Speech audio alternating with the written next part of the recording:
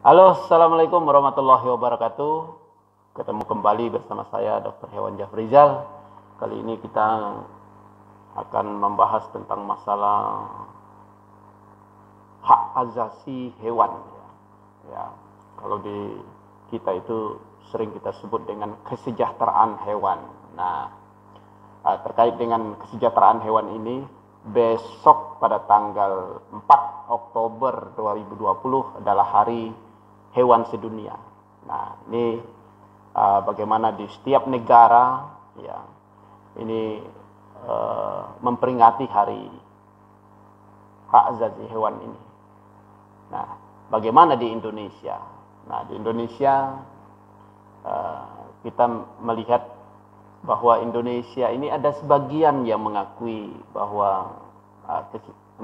bahwa pentingnya kesejahteraan hewan itu. Sebagian masyarakatnya. Akan tetapi kalau di negara Eropa, termasuk Amerika, ya, itu negaranya yang mengakui hak dari hak asasi hewan itu. Jadi di dalam tingkatan atau pembagian bahwa ada negara yang secara nasional mengakui atas kesadaran hewan. Ya. Yang kedua, ada negara mengakui secara nasional, ya, mengakui atas penderitaan hewan.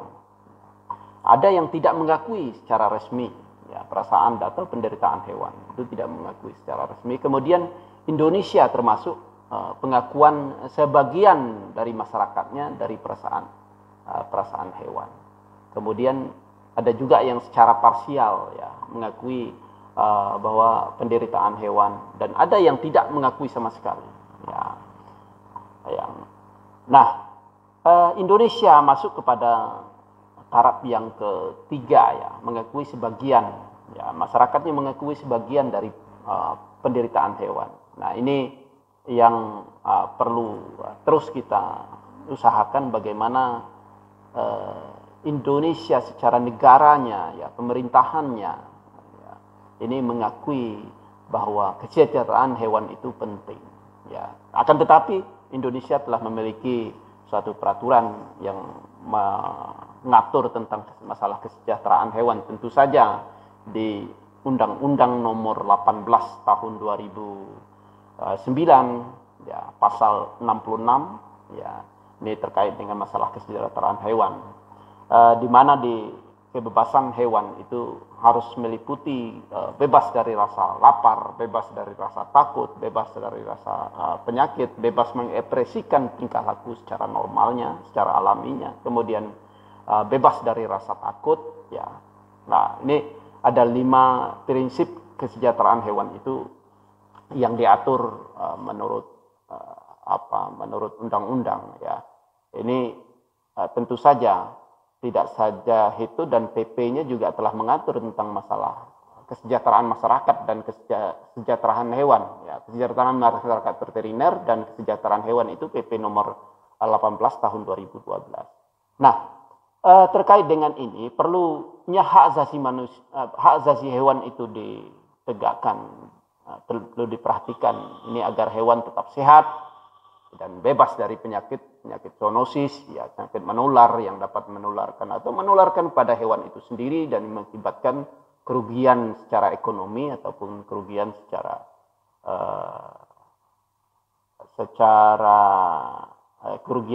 material, ya, secara ekonomi, dan kerugian secara terkait dengan masalah ekosistem, ya.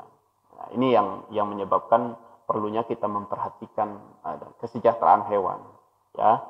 Nah, dari itu saya sangat menyayangkan apabila terjadi terjadi penyiksaan atau terjadi pembunuhan yang tidak mengikuti prinsip-prinsip berperi-kehewanan, ya, kehewanan. Hal ini sebenarnya yang merasuk kepada hukum pidana, ya. Di KUHP sendiri 302, ya, 302 ini telah diatur masalah pidana bagi orang yang menyiksa atau menyakiti hewan.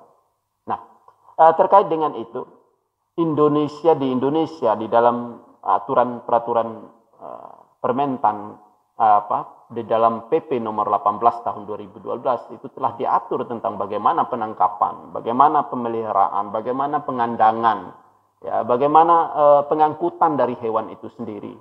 Nah, ini tentu saja sangat diperhatikan sebenarnya aturan, tapi bagaimana aturan itu bisa ditegakkan dan masyarakat mematuhi, ya, ini yang perlu terus dilakukan sosialisasi dan terus dilakukan advokasi, ya, terus dilakukan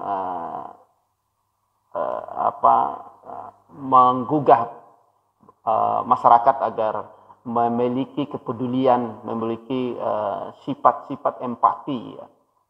Ini tentu saja di dalam agama pun telah diatur tentang bagaimana kita menyayangi hewan, kemudian menjaga hewan dan menyembelih dan membunuh hewan pun dengan cara yang ihsan, ya. Jangan sampai prinsip-prinsip kekerasan ataupun prinsip-prinsip yang membuat hewan itu stres. Tentu saja ini akan mengakibatkan mutu atau kualitas, ya, dari kesehatan hewan itu sendiri akan terganggu dan menyebabkan kualitas produksi, ya. Kalau untuk hewan produksi ini terkait dengan masalah produksi daging dan produksi telur pun demikian, menyebabkan hewan itu menjadi kualitas dari produksinya akan menurun, dan ini akan berpengaruh kepada kesehatan masyarakat itu sendiri. Oke, terkait dengan itu, ya, di tanggal 4 Oktober 2020, ya, kita peringati sebagai Hari Hewan Sedunia. Nah, peringatan ini perlu diwujudkan bukan saja secara seremonial, kita menyampaikan, kita berkumpul-kumpul dan bersenang-senang untuk menyampaikan, tetapi agar ini bisa merubah perilaku dari masyarakat itu sendiri, dan tentu saja dengan adanya aturan-aturan dari pemerintah pusat kemudian diturunkan di breakdown ke dalam peraturan daerah, sehingga di daerah-daerah ini memiliki aturan tentang masalah kesejahteraan hewan. Ya, 5 prinsip itu harus terpenuhi di dalam dan harus dilaksanakan oleh baik itu pemilik maupun itu masyarakat umum, ya, ini terhadap hewan. Iya, gerakan sayang hewan mestinya harus terus digaungkan, karena pada prinsipnya kesehatan manusia tidak bisa dilepaskan dari kesehatan hewan. Ya, kesejahteraan hewan itu perlu diperhatikan untuk mensejahterakan manusia. Ya, pada moto dokter hewan itu adalah manusia meriga satwa sewaka. Ini adalah mensejahterakan manusia itu melalui kesejahteraan hewan. Ini prinsip atau suatu moto yang terus dipegang oleh dokter hewan dalam membangun kesehatan hewan, membangun kesehatan manusia melalui kesehatan hewan. Pada kesempatan kali ini, saya sebagai pribadi, ya, Dr. Hewan Jafrizal MM, dan juga selaku Ketua Perhimpunan Dokter Hewan Cabang Sumatera Selatan, mengucapkan selamat Hari Hewan Sedunia. Semoga hewan mendapat perlakuan yang lebih baik, dan kita perlu memperhatikan itu karena itu akan meningkatkan kesejahteraan manusia. Terima kasih atas waktunya. Mohon maaf apabila ada kesalahan. Wabillahi taufik wal hidayah. Assalamualaikum warahmatullahi wabarakatuh.